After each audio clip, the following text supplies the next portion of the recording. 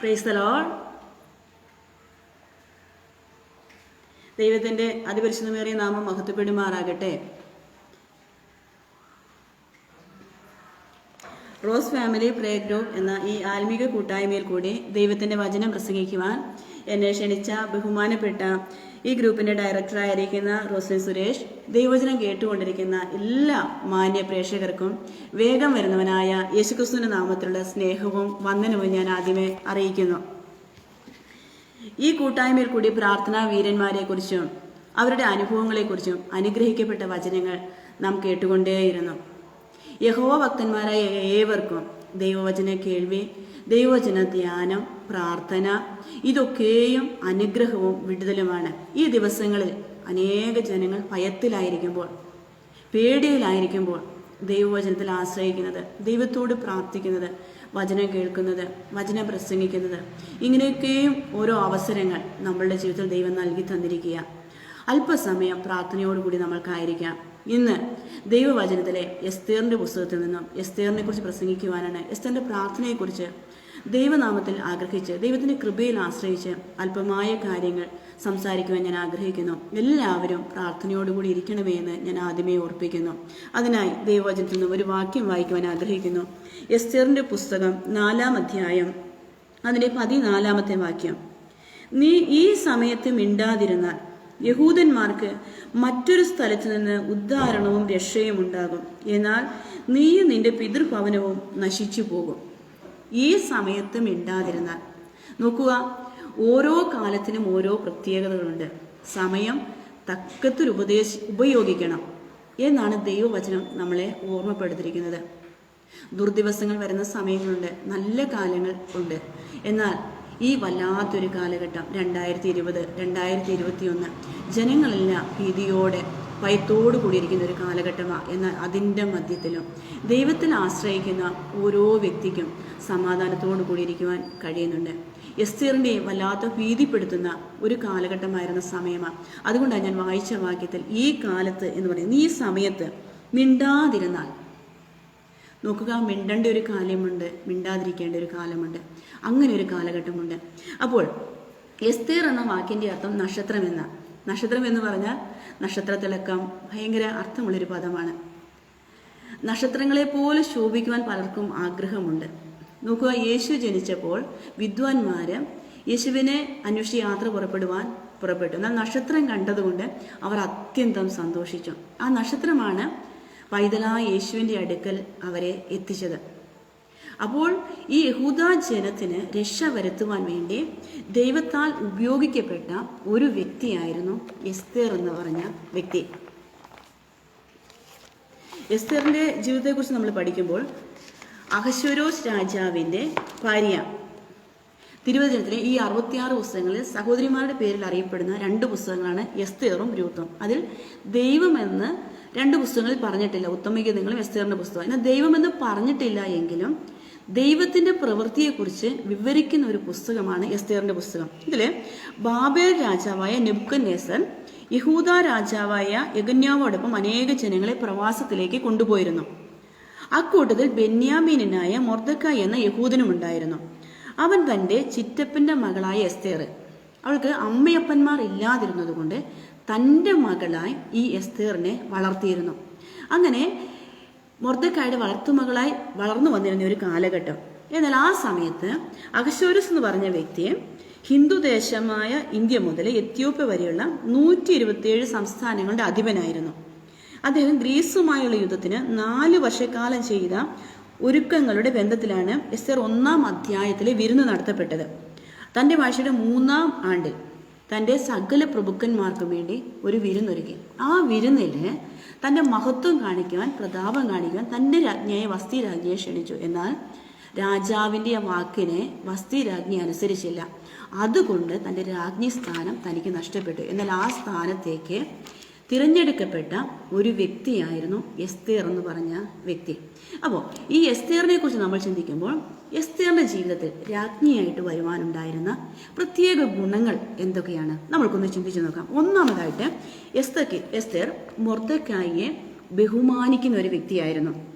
മൊർദെഖായിയുടെ വാക്കുകൾ ശ്രദ്ധിക്കുകയും ഉപദേശം ശ്രദ്ധിക്കുകയും സ്വീകരിക്കുകയും ചെയ്യുന്ന ഒരു വ്യക്തിയായിരുന്നു എസ്തേർ എന്നുള്ളത്. പ്രിയപ്പെട്ടവരെ, എൻ്റെ വചനം കേൾക്കുന്നവരെ, നമ്മൾക്ക് മുതിർന്നവരെ, നമ്മളുടെ മാതാപിതാക്കളെ, ഗുരുക്കന്മാരെ ബഹുമാനിക്കുന്നത് ഏതൊരു വ്യക്തിയുടെയും അനുഗ്രഹത്തിന് കാരണമാണ്. അവൾക്കൊരു രാജ്ഞി സ്ഥാനം ലഭ്യമായി.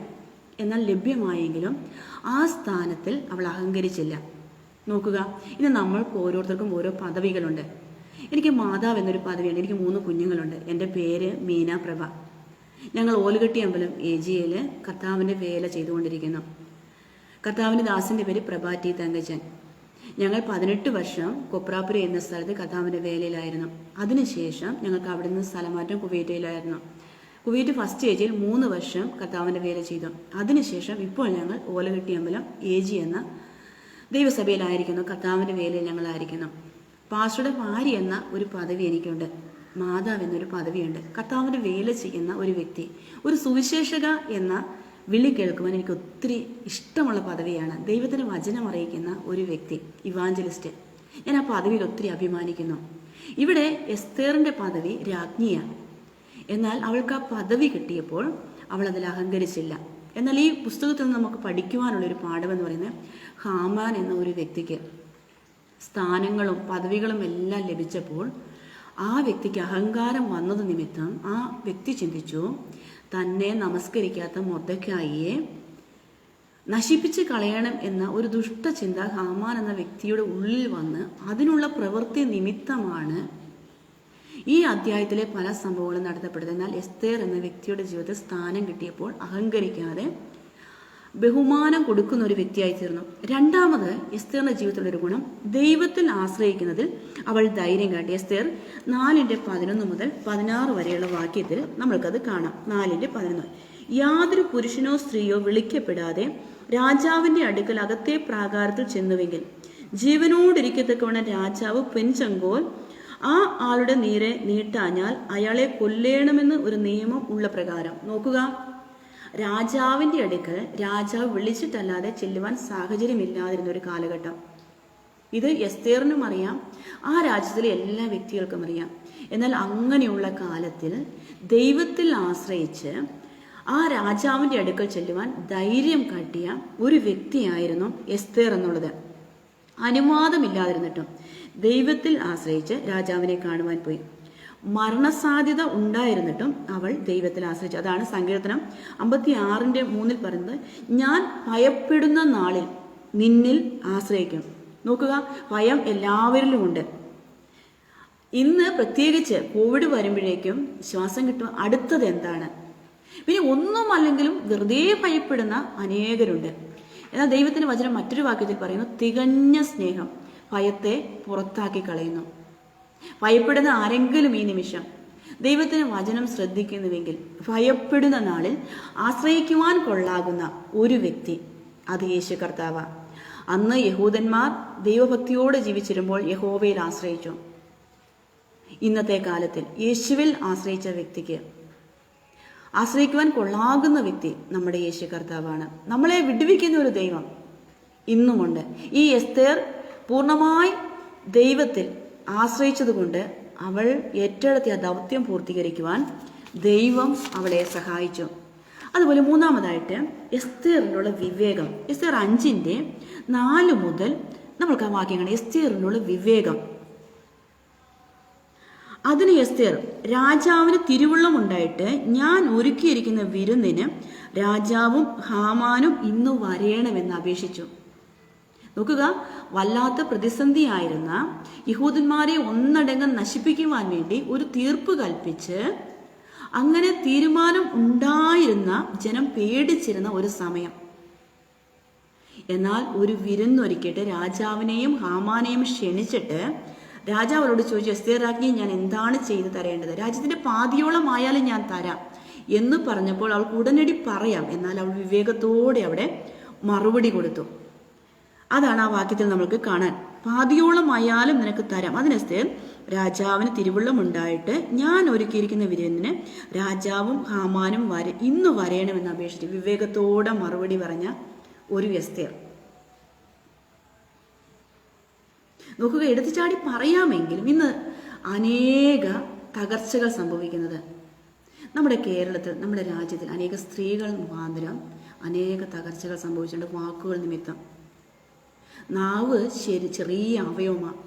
എന്നാൽ ഈ ചെറിയ അവയവ നിമിത്തം കാട് കത്തിക്കുന്ന അവസ്ഥകൾ വന്നിട്ട് അനേക കുടുംബങ്ങൾ തകർന്നുപോയി, അനേക സഭകൾ തകർന്നുപോയി, അനേക രാജ്യത്തിൻ്റെ വ്യവസ്ഥിതകൾ തകർന്നുപോയി. എന്നാൽ വിവേകത്തോടെ പ്രവർത്തിച്ച ഒരു എസ്തേറിൻ്റെ മാതൃക നമ്മൾ ഓരോരുത്തർക്കും അനുഗ്രഹമാണ്. അതുപോലെ എസ്തേറിൻ്റെ പുസ്തകം നമ്മളെ പഠിപ്പിക്കുന്ന മറ്റൊരു പാഠം, ദൈവം എപ്പോഴും പ്രവർത്തിക്കുന്നു.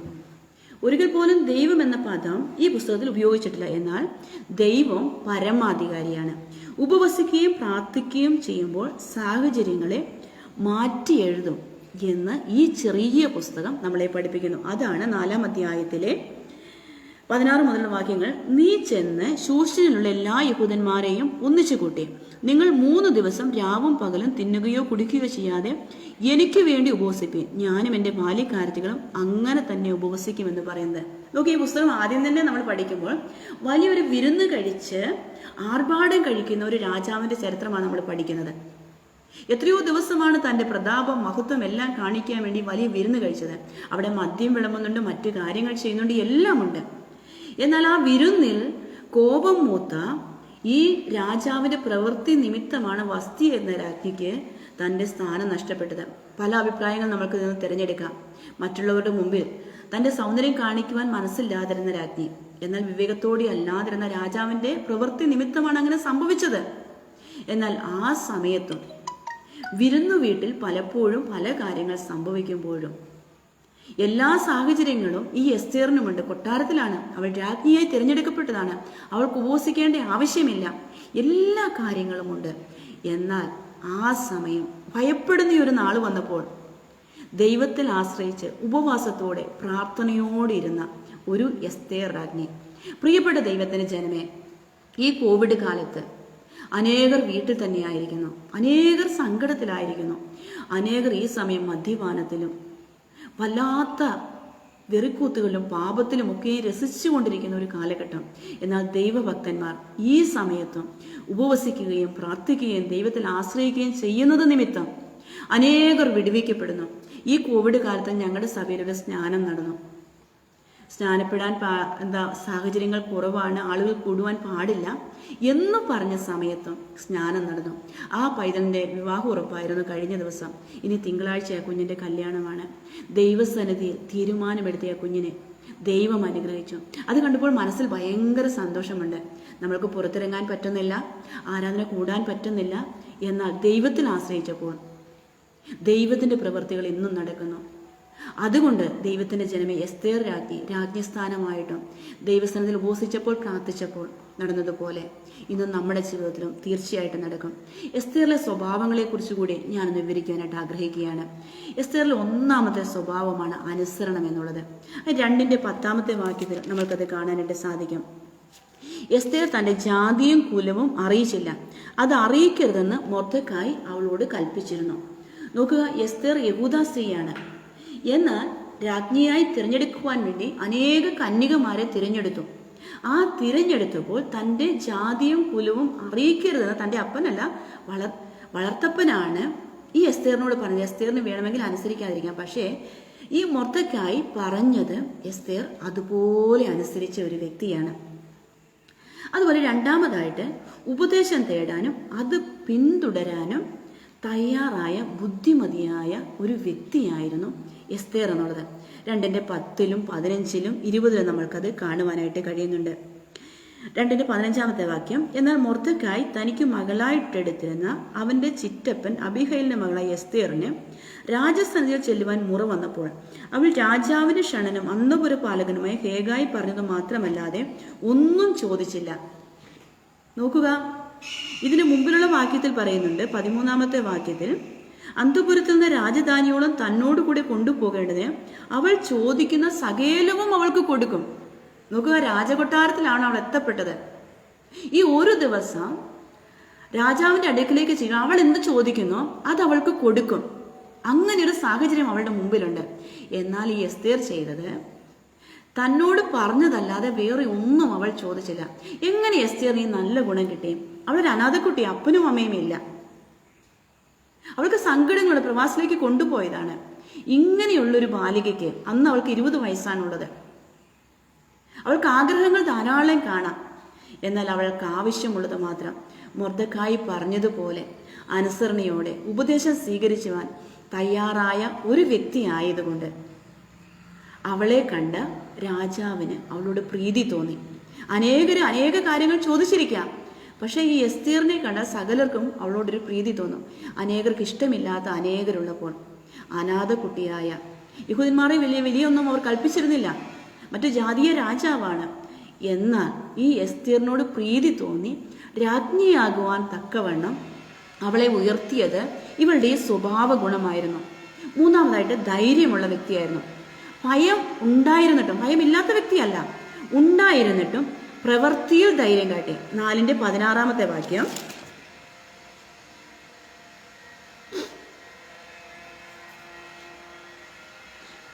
നീ ശൂശനിലുള്ള എല്ലാ യഹൂദന്മാരെയും ഒന്നിച്ചു കൂട്ടി നിങ്ങൾ 3 ദിവസം രാവും പകലും തിന്നുകയോ കുടിക്കുകയോ ചെയ്യാതെ എനിക്ക് വേണ്ടി ഉപവസിപ്പീൻ. ഞാനും എൻ്റെ ബാല്യക്കാരത്തികളും അങ്ങനെ തന്നെ ഉപവസിക്കും. പിന്നെ ഞാൻ നിയമപ്രകാരം അല്ലെങ്കിലും രാജാവിൻ്റെ അടുക്കൽ ചെല്ലും. ഞാൻ നശിക്കുന്നു എങ്കിൽ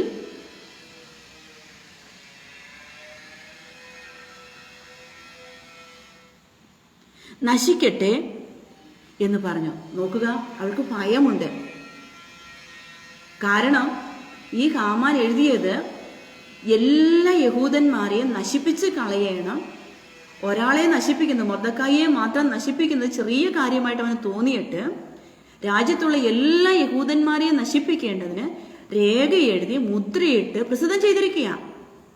അപ്പോഴാണ് ഈ ഭയമുണ്ടായിരുന്നെങ്കിൽ ധൈര്യശാലിയായി എസ്തേർ ചെയ്തത്, ഞാൻ നശിക്കുന്നുവെങ്കിൽ നശിക്കട്ടെ. ആദ്യം നശിക്കുന്നത് എസ്തേർ തന്നെയായിരിക്കും. കൊട്ടാരത്തിലാണെങ്കിലും യഹൂദാ സ്ത്രീ ആയതുകൊണ്ട് അവളെയും കൊല്ലുവാനുള്ള ഓർഡറാണ് ഇട്ടിരിക്കുന്നത്. പക്ഷേ അവളുടെ തീരുമാനം ഉറച്ചതായിരുന്നു.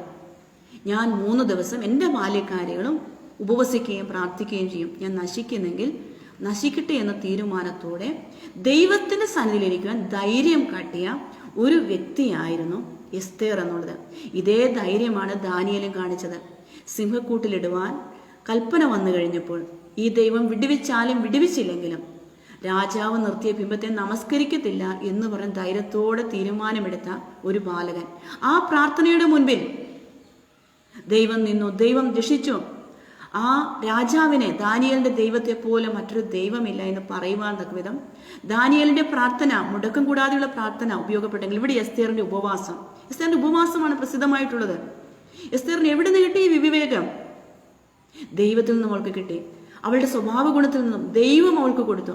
അത് അവൾ തക്ക സമയത്ത് പ്രവർത്തിച്ചു. പ്രാവർത്തികമാക്കുവാനുള്ള ധൈര്യം അവൾ കാട്ടി. അതുപോലെ വിശ്വാസം, ദൈവം പ്രവർത്തിക്കും എന്ന വിശ്വാസം. അതാണ് 5-ാം അധ്യായത്തിന്റെ 1 മുതൽ 5 വരെയുള്ള വാക്യം. 3-ാം ദിവസം എസ്തേർ രാജവസ്ത്രം ധരിച്ചുകൊണ്ട് രാജധാനിയുടെ അകത്തെ പ്രാകാരത്തിൽ ചെന്ന് രാജഗൃഹത്തിന്റെ നേരെ നിന്നു. രാജാവ് രാജധാനിയിൽ രാജഗൃഹത്തിന്റെ വാതിലിന് നേരെ തന്റെ സിംഹാസനത്തിൽ ഇരിക്കുകയായിരുന്നു. എസ്തേർ രാജ്ഞി പ്രാകാരത്തിൽ നിൽക്കുന്നത് രാജാവ് കണ്ടപ്പോൾ അവൻ അവളോട് കൃപ തോന്നി. തന്റെ കയ്യിലിരുന്ന പെൻചെങ്കോൽ രാജാവ് എസ്തേറിന്റെ നേരെ നീട്ടി. എസ്തേർ അടുത്തു ചെന്ന് ചെങ്കോലിന്റെ അഗ്രം തൊട്ടു. നോക്കുക പ്രിയ ദൈവത്തിന്റെ കുഞ്ഞുങ്ങളെ, രാജാവ് വിളിച്ചിട്ടല്ലാതെ ആർക്കും രാജസന്നിധിയിൽ ചെല്ലുവാനുള്ള അനുവാദമില്ല. എന്നാൽ ഉപവാസം കഴിഞ്ഞ് എസ്തേർ 3-ാം ദിവസം എസ്തേർ രാജവസ്ത്രം ധരിച്ചുകൊണ്ട് രാജധാനിയുടെ അകത്തെ പ്രാകാരത്തിൽ ചെന്ന് രാജഗൃഹത്തിന്റെ നേരെ നിന്നത്. അവളുടെ ആ വിശ്വാസം ഒന്ന് ശ്രദ്ധിച്ചു നോക്കുക. ദൈവം എനിക്ക് വേണ്ടി പ്രവർത്തിക്കും. എൻ്റെ അനുഭവത്തിലും എൻ്റെ ജീവിതത്തിലും ഉപവാസത്തോടെ പ്രാർത്ഥനയോടെ ഇരുന്ന സമയങ്ങളിൽ ദൈവം അനേക അത്ഭുതങ്ങൾ പ്രവർത്തിച്ചിട്ടുണ്ട്. ഞങ്ങൾക്ക് ചെയ്യുവാൻ കഴിയാതിരുന്ന അനേക സംഭവങ്ങൾ, ഞങ്ങൾ കർത്താവിന്റെ വേലയിലായിരുന്ന സമയങ്ങൾ, വാടകയ്ക്ക് വീട് മാറേണ്ട ഒരു സമയം ഞങ്ങളുടെ ജീവിതത്തിൽ വന്നു. കർത്താവിന്റെ വേലയിലായിരുന്ന സമയം ഞങ്ങൾക്ക് ആ ദേശത്താരും വീട് തരുന്നില്ല. വീട് മാറുവാനുണ്ടായ ഒരു കാരണം, ഒരാൾ സ്നാനപ്പെട്ടു, ഒരാളെ മാംസം മുങ്ങുവാൻ അനുവദിക്കാതെ ആ തൻ്റെ വീട്ടിലുണ്ടായിരുന്ന പ്രയാസ നിമിത്തമായിരുന്നു താമസിച്ചുകൊണ്ട് ഞങ്ങൾ വീട്ടിൽ മാറിയത്. മാറണമെന്ന കൽപ്പന പുറപ്പെട്ടത്. എന്നാൽ ഞങ്ങൾ ദൈവത്തിൽ ആശ്രയിച്ചു. ഞങ്ങൾക്ക് ആശ്രയിക്കാൻ മറ്റൊന്നുമില്ലായിരുന്നു. ഉപവാസത്തോടെ പ്രാർത്ഥനയോടെ ഞങ്ങൾ ദൈവസന്നിധിയിൽ സമയം ചിലവഴിച്ചു. എന്നാൽ ആ ദേശത്ത് കർത്താവിനെ അനേക ക്രിസ്ത്യാനികളുടെ വീടുണ്ട്. എന്നാൽ ഞങ്ങൾക്ക് വീട് ലഭ്യമായത് വിഗ്രഹത്തെ ആരാധിക്കുന്ന ഒരു വ്യക്തിയുടെ വീട്. അവര് അങ്ങനെയുള്ളവർക്ക് വീട് കൊടുക്കത്തില്ല. എന്നാൽ ഉപവാസത്തോടെ പ്രാർത്ഥനയോടെ ഞങ്ങൾ ചെന്ന് ചോദിച്ചപ്പോൾ ഞങ്ങൾക്ക് പ്രാർത്ഥിക്കുവാനും താമസിക്കുവാനുമായി ആ വീട് ഒരുക്കിയത് മറ്റൊന്നുമല്ലായിരുന്നു, ഉപവാസത്തോടെ പ്രാർത്ഥനയോട് കൂടിയിരുന്ന ദിനങ്ങളായിരുന്നു. അതെന്റെ ജീവിതത്തിന്റെ അനുഭവമാണ്. എസ്തേറിന്റെ ജീവിതത്തിലെ ധൈര്യം അതായിരുന്നു. ഞാൻ ഉപവാസത്തോടെ പ്രാർത്ഥനയോടെ ഇരുന്നു. ദൈവത്തിന്റെ അടുക്കൽ ചെല്ലുമ്പോൾ ദൈവം എനിക്ക് വേണ്ടി പ്രവർത്തിച്ചു എന്ന വിശ്വാസത്തോടു കൂടി രാജാവിന്റെ അടുക്കൽ ചെന്നപ്പോൾ പൊൻചെങ്കോൽ, അവളെ കൊല്ലുവാനുള്ള ഓർഡർ എന്ത് വേണമെങ്കിലും രാജാവിന്റെ വായിൽ നിന്ന് വരുന്ന കൽപ്പനയ്ക്ക് പിന്നീട് മാറ്റമില്ല, വരാം. പക്ഷെ ദൈവത്തിൽ വിശ്വസിച്ച എസ്തേറിന് വേണ്ടി പൊൻചെങ്കോൽ നീട്ടിയിട്ട് എസ്തേർ രാജ്ഞി പ്രാകാരത്തിൽ നിൽക്കുന്നത് രാജാവ് കണ്ടപ്പോൾ അവൻ അവളോട് കൃപ തോന്നി തന്റെ കയ്യിലിരുന്ന പൊൻചെങ്കോൽ രാജാവ് എസ്തേറിന് നേരെ നീട്ടി. പ്രിയ ദൈവത്തിന്റെ കുഞ്ഞുങ്ങളെ, ദൈവത്തിന് നമ്മളോട് ഓരോരുത്തരും കൃപ തോന്നിയത് കൊണ്ടല്ലേ ഈ ദൈവത്തിന്റെ വചനം നമ്മൾ ശുശ്രൂഷിക്കുന്നത്, ഈ ദൈവത്തിന്റെ വചനം നമ്മൾ കേൾക്കുന്നത്. അനേക കണ്ണുകൾക്ക് കരുണ തോന്നാതിരുന്നപ്പോൾ, ആർക്കും ദയ തോന്നാതിരുന്നപ്പോൾ ദൈവത്തിന് നമ്മളോട് ഓരോരുത്തരോടും കൃപ തോന്നി. രാജാതി രാജാവായ കർത്താതി കർത്താവായ സർവത്തെയും സൃഷ്ടിച്ച കർത്താവിന് നമ്മൾ ഓരോരുത്തരോടും കൃപ തോന്നി. കൃപ തോന്നുന്ന ഒരു ദൈവത്തിന്റെ അടുക്കലാണ് നമ്മൾ എത്തുന്നത്. നോക്കുക, കൃപാസനത്തേട്. അതുകൊണ്ട് കരുണ ലഭിക്കേണ്ടതിന് ഏതു നേരത്തും ആ കൃപാസനത്തോട് അടുത്തു വരുവാൻ ദൈവം നമുക്കൊരു ധൈര്യം നൽകിയിട്ടുണ്ട്. ഈ കോവിഡ് കാലത്ത്, ഈ ക്ഷാമകാലത്ത്, സങ്കടമുള്ള കാലത്ത് നമുക്ക് ധൈര്യത്തോട് അടുത്തു വരുവാൻ ഒരു കൃപാസനമുണ്ട്. ആർക്കെങ്കിലും അത് അറിയുകയില്ലെങ്കിൽ ഞാൻ അനുഭവിച്ചതാണ്. ഒന്നടുത്തു വന്ന് നോക്ക്. ഈ എസ്തേർ രാജ്ഞി, അവൾ യഹൂദ സ്ത്രീയ, എന്നാൽ അവൾക്ക് അപ്പനും അമ്മയും ഇല്ല.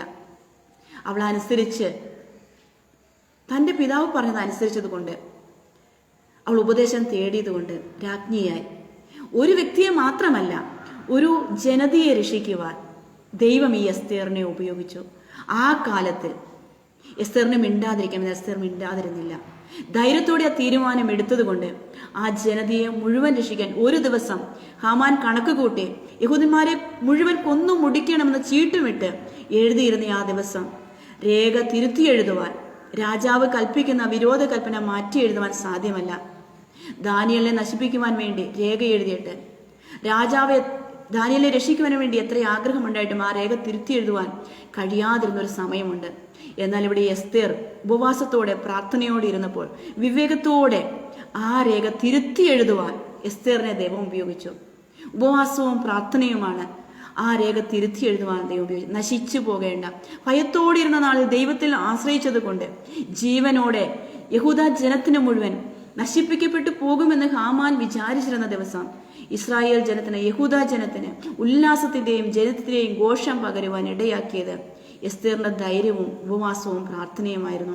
അങ്ങനെയെങ്കിൽ എസ്തേറിൽ നിന്നും നമുക്ക് പഠിക്കുവാനുള്ള പാഠമെന്നുള്ളത്, ഭയപ്പെടുന്ന നാളിൽ ദൈവത്തിൽ ആശ്രയിച്ച് എസ്തേറിലെ അനുസരണത്തോടെ ഉപദേശം തേടുവാനും അത് പിന്തുടരുവാനും ബുദ്ധി കാണിച്ച എസ്തേറിനെ പോലെ, ഭയമുണ്ടെങ്കിലും ധൈര്യം കാണിക്കുവാൻ തയ്യാറായ എസ്തേറിനെ പോലെ, ദൈവത്തിൽ വിശ്വസിച്ച എസ്തേറിനെ പോലെ മറ്റൊരു ഗുണവും കൂടി എസ്തേറിൽ നമുക്ക് കാണുവാൻ കഴിയും, യഥാർത്ഥമായ വിനയം. 7-ാം അധ്യായം അതിന്റെ 3 മുതൽ 4 വരെയുള്ള വാക്യങ്ങൾ. അതിന് എസ്തേർ രാജ്ഞി, രാജാവേ, എന്നോട് കൃപയുണ്ടെങ്കിൽ, രാജാവിന് തിരുവുള്ളമുണ്ടെങ്കിൽ എന്റെ അപേക്ഷ കേട്ട് എന്റെ ജീവനെയും എന്റെ ആഗ്രഹമോർത്ത് എന്റെ ജനത്തെയും എനിക്ക് നൽകണമേ. 2-ാം ദിവസവും വിരുന്നിന് വിളിച്ചിട്ട് രാജാവ് ചോദിക്കുക, നിന്റെ ആഗ്രഹം എന്താ? രാജ്യത്തിൽ പാതിയോളം അയല ഞാൻ തരാം എന്ന് പറഞ്ഞപ്പോൾ ഹാമാനും അവിടെയുണ്ട്. അവൾ രാജ്ഞിയാ. പക്ഷെ അവൾ വിനയത്തോടെ അവളുടെ വാക്കുകൾ പറയുന്നത്, രാജാവേ, എന്നോട് കൃപയുണ്ടെങ്കിൽ, രാജാവിന് തിരുവുള്ളമുണ്ടെങ്കിൽ എന്റെ ആഗ്രഹമോർത്ത് എന്റെ ജനത്തെ എനിക്ക് നൽകണമേ. നോക്കൂ, എന്റെ ജീവൻ എനിക്ക് നൽകണമേ. ഹാമാനോട് കോപം അവൾക്ക് പ്രകടിപ്പിക്കാം, എന്നാൽ അത് പ്രകടിപ്പിക്കാതെ വിവേകത്തോടെ വിനയത്തോടെ രാജ്ഞിയായിട്ടും വിനയമെന്ന ഒരു ഗുണം എസ്തേറിൽ ഉണ്ടായിരുന്നത് കൊണ്ട് ദൈവം അവളുടെ ആഗ്രഹത്തെ അവൾക്ക് കൊടുത്തു. തന്റെ ജനത്തിന്റെ ജീവനെ നഷ്ടപ്പെടുത്തി കളയാതെ ആ ജനത്തെ മുഴുവൻ എസ്തേറിൽ കൂടി വീണ്ടെടുക്കുവാൻ ദൈവം സഹായിച്ചുവെങ്കിൽ, പ്രിയ ദൈവത്തിന്റെ കുഞ്ഞുങ്ങളെ, പാപനിമിത്തം നിത്യ നരകത്തിന് വിധിക്കപ്പെട്ടവരായ നമ്മളെ രക്ഷിക്കുവാൻ തന്റെ ഏകജാതനായ പുത്രനെ ലോകത്തിലേക്ക് അയച്ചു. കർത്താവ് നമ്മളെ സ്നേഹിച്ചു, തൻ്റെ ജീവനെ നൽകി നമ്മളെ സ്നേഹിച്ചു, നിത്യജീവൻ നമ്മൾക്ക് നൽകി തന്നു. അത് നിമിത്തമാണ് നാം ഈ ഭാഗ്യപദവിയിലേക്ക് ആയിത്തീർന്നത്. കർത്താവ് നമ്മളെ സ്നേഹിച്ചതുകൊണ്ട് ഈ ഭാഗ്യപദവിയിലേക്ക് നമ്മൾ ആയിത്തീർന്നുവെങ്കിൽ, നമ്മൾ നശിച്ചു പോകാതെ രക്ഷപ്പെടേണ്ടതിന് നിത്യജീവൻ ലഭ്യമാകേണ്ടത് യേശുവിന്റെ ജീവനെ നമുക്ക് നൽകിയെങ്കിൽ, കൂട്ടുകാരൻ പരമായി ജീവനെ കൊടുക്കുന്നതിലും അധികം സ്നേഹമില്ല എന്ന് പറഞ്ഞ് യേശുവാണ് നമുക്ക് ജീവനെ നൽകിയത്. അതുപോലെ ഈ ജനത്തെ സ്നേഹിക്കുവാൻ, ഈ ജനത്തിന് വേണ്ടി ഇടിവിൽ നിൽക്കുവാൻ, ഉപവസിക്കുവാൻ, പ്രാർത്ഥിക്കുവാൻ ഒരു തീരുമാനം ഈ കാലഘട്ടത്തിൽ നമ്മൾക്ക് ഓരോരുത്തർക്കും ഉണ്ടെങ്കിൽ, നമ്മൾ ആയിരിക്കുന്ന കുടുംബത്തിൽ, നമ്മളായിരിക്കുന്ന സമൂഹത്തിൽ നമ്മുടെ ഭാരതത്തെ രക്ഷിക്കുവാൻ നമ്മളെ ഓരോരുത്തരെയും ദൈവം ഉപയോഗിക്കും. അതിന് പണമല്ല മുടക്കേണ്ടത്. മറ്റുള്ളവരെ പരാതി പറയുകയല്ല, ഹാമാനെ കുറ്റം പറയുകയല്ല, ഹാമാന് വിരോധമായി നമ്മൾ കാര്യങ്ങൾ തീരുമാനിക്കുകയല്ല ചെയ്യേണ്ടത്. ഹാമാൻ ഒന്നും ഇല്ലാഞ്ഞിട്ടല്ല, ഹാമാന് രാജാവ് പല സ്ഥാനക്കയറ്റം കൊടുത്തു. ഇതെല്ലാം കൊടുത്തപ്പോഴും മൊർദെഖായി എന്ന ഒരു വ്യക്തി ഹാമാനെ നമസ്കരിക്കുന്നില്ല എന്ന ഒരു കാര്യം മാത്രം നിമിത്തം ദുഷ്ടത ചിന്തിച്ച ഹാമാന് ലഭ്യമായ പദവിയും വീടും എല്ലാ കാര്യങ്ങളും തനിക്ക് നഷ്ടമായി. എന്നാൽ രാജ്ഞി സ്ഥാനത്ത് വന്ന എസ്തേർ ഹാമാനും ഒരിക്കൽ പ്രാകാരത്തിൽ നിന്നു. എന്തിനാണെന്നോ? മൊർദെഖായിയെ തൂക്കിക്കളയുവാൻ കഴുമരവും എല്ലാം തയ്യാറാക്കി നിന്ന്. എന്നാൽ അതേ രാത്രിയിൽ രാജാവിനെ ഉറക്കം കെടുത്തി മൊർദെഖായിയെ ബഹുമാനിക്കുവാനുള്ളൊരു പദ്ധതി, അത് മൊർദെഖായി ഒന്നും പറഞ്ഞില്ല. എസ്തേർ ഉപവസിക്കുകയും പ്രാർത്ഥിക്കുകയും ചെയ്ത ആ രാത്രി ദൈവസന്നിധിയിൽ ആശ്രയിച്ച വ്യക്തിയെ ശത്രു നിനക്ക് വേണ്ടി കഴുമരം ഒരുക്കിയിരിക്കാം, ഗൂഢാലോചനകൾ ഉണ്ടാക്കിയിരിക്കാം, നീ അത് അറിഞ്ഞില്ലായിരിക്കാം. അനേക കൂട്ടുകാർ നിനക്ക് വിരോധമായി നിന്നെ അപമാനിക്കുവാൻ, നിന്റെ സ്ഥാനം നഷ്ടപ്പെടുത്തി കളയുവാൻ പല ആലോചനകളും ചെയ്യുമ്പോഴും നീ ചെയ്യേണ്ടത് ദൈവസന്നിധിയിൽ ചെല്ലുക, കരയുക, ഉപവസിക്കുക, പ്രാർത്ഥിക്കുക, ദേശത്തിന് വേണ്ടി ഇടിവിൽ നിൽക്കുക, നശിച്ചു പോകുന്നവർക്ക് വേണ്ടി കരയുക. ആ കാര്യം ചെയ്യുമ്പോൾ രാജാവ് നിന്റെ നേരെ ചെങ്കോൽ നീട്ടും. നീ എനിക്ക് പ്രിയമുള്ളവളാണ്, നീ എന്റെ പ്രിയ മകളാണ്. നല്ലവനും വിശ്വസ്തനുമായ ദാസിയെ എന്നൊരു വിളി കേൾക്കുവാനാണോ നമ്മളുടെ ഓരോരുത്തരുടെയും പ്രയത്നങ്ങൾ? അങ്ങനെയെങ്കിൽ നമ്മളെ ഏൽപ്പിച്ച ഈ താലന്തുകളൊക്കെ നമ്മൾക്ക് നൽകിയ നമ്മളുടെ യജമാനന് നമ്മിൽ സന്തോഷമുണ്ടാകും. ഈ എസ്തേറിൽ ആ രാജാവിന് പ്രീതി ഉണ്ടായതുപോലെ അനേക അനാഥ കുട്ടികൾ ആ സമയത്തുണ്ട്, അനേക യഹൂദാ സ്ത്രീകൾ ആ സമയത്തുണ്ട്. എന്നാൽ അനുസരണയുള്ള എസ്തേറിനെയാണ് യഹൂദാ ജനത്തിന്റെ ഉദ്ധാരണത്തിന് വേണ്ടി ദൈവം ഉപയോഗിച്ചത്. അനേക സാമർഥ്യമുള്ളവർ ആ കാലത്തുണ്ട്. നോക്കുക, നമ്മൾ പഴയ നിമിത്തം പഠിക്കുമ്പോൾ അനേക രാജാക്കന്മാർ ഉണ്ടായിരുന്നു. അവരൊക്കെയും അവരുടെ കായബലം, ആരോഗ്യം, സൈന്യബലം ഇതൊക്കെയും യുദ്ധങ്ങൾക്ക് വേണ്ടി ഉപയോഗിച്ചിട്ട് അവർ പ്രവാസത്തിലേക്ക് പോകേണ്ടി വന്നു. യഹൂദന്മാർക്കുണ്ടായ കഷ്ടങ്ങളെ കുറിച്ച് നമ്മൾക്കറിയാം. ഞാൻ അതിലേക്ക് വിവരിക്കുവാനായിട്ട് പോകുന്നില്ല, എന്റെ സമയം മുൻപിലില്ല. ഇതുപോലെ കഷ്ടം അനുഭവിച്ച ഒരു ജാതി ഹിറ്റ്ലർ അനേക യഹൂദന്മാരെ കൊന്നുകളഞ്ഞു. എന്നാൽ ആ കാലഘട്ടത്തിലൊക്കെയും അനേകം നഷ്ടപ്പെട്ടു പോയ സമയത്ത് ഈ യഹൂദ ജാതിയെ മുഴുവൻ നശിപ്പിക്കുവാൻ ദുഷ്ടനായ ഹാമാൻ തീരുമാനമെടുത്തപ്പോൾ മൊർദെഖായിയും എസ്തേറും ഉപവസിക്കുകയും പ്രാർത്ഥിക്കുകയും ചെയ്തപ്പോൾ അതു നിമിത്തം ആ ജനത രക്ഷപ്പെട്ടുവെങ്കിൽ ഈ കാലഘട്ടത്തിൽ നോക്കുക, നമ്മുടെ ഇന്ത്യയിലേക്ക് ഗ്രഹാം സ്റ്റെയിൻസും കുടുംബവും അവർ കൊല്ലപ്പെട്ടു. എന്തിനു വേണ്ടി? കർത്താവിന് വേണ്ടി. അനേകർ കൊല്ലപ്പെട്ടു. എൻ്റെ അനുജത്തിയുടെ പേര് സ്റ്റെയിൻസ് എന്നാണ്. ആ കുഞ്ഞുങ്ങളുടെ മരണം എന്നെ ഇപ്പോഴും ദുഃഖിപ്പിക്കുന്നുണ്ട്. മിഷണറിമാരായി അവർ കൊല്ലപ്പെട്ടപ്പോൾ, കർത്താവിന് വേണ്ടി അനേകർ രക്തസാക്ഷികളായപ്പോൾ അവരെ രക്ഷിക്കുവാൻ വേണ്ടി ദുഷ്ടന്മാർ പല തന്ത്രങ്ങൾ ഒരുക്കുമ്പോഴും ഇന്നും ഗ്രഹാം സ്റ്റെയിൻസിന്റെ ഭാര്യ പ്രാർത്ഥിക്കുകയല്ലേ? അവരോട് ക്ഷമിച്ചില്ലേ? അങ്ങനെ ഒരു മിഷണറി ഹാർട്ട് ഉണ്ടാകാനല്ലേ ദൈവം നമ്മളിൽ നിന്നും ആഗ്രഹിക്കുന്നത്? എസ്തേറും അതാണ് ചെയ്തത്. ദൈവത്തിൽ ആശ്രയിച്ചു, അവർക്ക് വേണ്ടി പ്രാർത്ഥിച്ചു, ഈ സുവിശേഷം അറിയിച്ചു. ആ പീഡയുണ്ടായപ്പോൾ യഹൂദന്മാരെ നശിപ്പിക്കുവാൻ, ക്രിസ്ത്യാനികളെ നശിപ്പിക്കുവാൻ, ദൈവജനത്തെ നശിപ്പിക്കുവാൻ ഇന്നും ശത്രുവിന് തന്ത്രങ്ങളുണ്ട്. എന്നാൽ ആ സമയം ഭയപ്പെടുന്ന നാളിൽ ദൈവത്തിൽ ആശ്രയിച്ചുകൊണ്ട് ദൈവത്തിന് വേണ്ടി വലിയ വീര്യപ്രവർത്തികൾ ചെയ്യുവാൻ ദൈവം നമ്മളെ ഓരോരുത്തരെയും ആഗ്രഹിച്ചു. ഈ ഫേസ്ബുക്ക് കൂട്ടായ്മയിൽ പ്രിയ ആന്റിയെ ദൈവം അതിനെ ഉപയോഗിക്കുന്നല്ലോ. അനേകർക്ക് ദൈവത്തിന്റെ വചനം ശുശ്രൂഷിക്കാൻ അവസരങ്ങളെ കൊടുക്കുന്നല്ലോ. ലഭ്യമായ താലന്തുകൾ, പാട്ടുകളാകട്ടെ, പ്രസംഗമാകട്ടെ, വചനത്തിലുള്ള അറിവാകട്ടെ മറ്റുള്ളവർക്ക് പകർന്നു കൊടുക്കുമ്പോൾ ദൈവം അതിൽ സന്തോഷിക്കുകയാണ്. വിശ്വസ്തയോടെ അത് കൈകാര്യം ചെയ്യുമ്പോൾ നമ്മുടെ സ്വന്തം ശക്തി നിമിത്തമല്ല ഇതൊക്കെ നടക്കപ്പെടുന്നത്. ദൈവത്തിന്റെ പരിശുദ്ധാത്മാവിന്റെ ഒരു ശക്തി വ്യാപരിക്കുന്നത് കൊണ്ടാണ് അനുഗ്രഹകരമായി ഈ കാര്യങ്ങൾ നടത്തപ്പെടുന്നത്. പല തടസ്സങ്ങൾ, വിരോധ കൽപ്പനകൾ, ആളുകൾ കൂടുവാൻ പാടില്ല, യേശുവിനെ കുറിച്ച് പ്രസംഗിക്കുവാൻ പാടില്ല, ഇതൊന്നും അനുവദനീയമല്ല എന്ന രേഖകൾ ഉള്ളപ്പോഴും യേശുവിന്റെ ശിഷ്യന്മാർ യേശുവിനെ കുറിച്ച് പ്രസംഗിക്കരുത് എന്ന് പറഞ്ഞപ്പോഴും മനുഷ്യരെക്കാൾ അധികം ദൈവത്തെക്കാൾ അധികം മനുഷ്യരെ അനുസരിക്കുക യുക്തമല്ല എന്ന് പറഞ്ഞ് പിന്നെയും വീട് തോറും യേശുവിനെ പ്രസംഗിച്ച തന്റെ ശിഷ്യന്മാരാണ് ഈ കാലഘട്ടത്തിലും. യേശുവിനെ ഉയർത്തുവാൻ, യേശുവിന്റെ നാമത്തെ ഉയർത്തുവാൻ, യേശുവിന് വേണ്ടി ഏതുമായി തീരുവാൻ എസ്തേറിനെ പോലൊരു തീരുമാനം നമ്മുടെ ഓരോരുത്തരുടെയും ജീവിതത്തിൽ ഉണ്ടാകുവാൻ ദൈവം ആഗ്രഹിക്കുന്നു. ഇങ്ങനെ എനിക്കൊരു അവസരം നൽകിയ പ്രിയ ഈ ആന്റിയോടും ഗ്രൂപ്പിനോടും എല്ലാവരോടും ഞാൻ നന്ദി അറിയിക്കുന്നു. എനിക്ക് ലഭിച്ച സമയത്തിനുള്ളിൽ എസ്തേറിനെ കുറിച്ച് പറയുവാൻ ഞാൻ ആഗ്രഹിച്ചു. എസ്തേറിലെ ഗുണങ്ങൾ നമ്മിൽ ഓരോരുത്തരും ഉണ്ടായിരിക്കട്ടെ. പലരെയും നീതിയിലേക്ക് തിരിക്കുന്നവർ ആകാശമണ്ഡലത്തെ പ്രഭ പോലെ ശോഭിക്കും.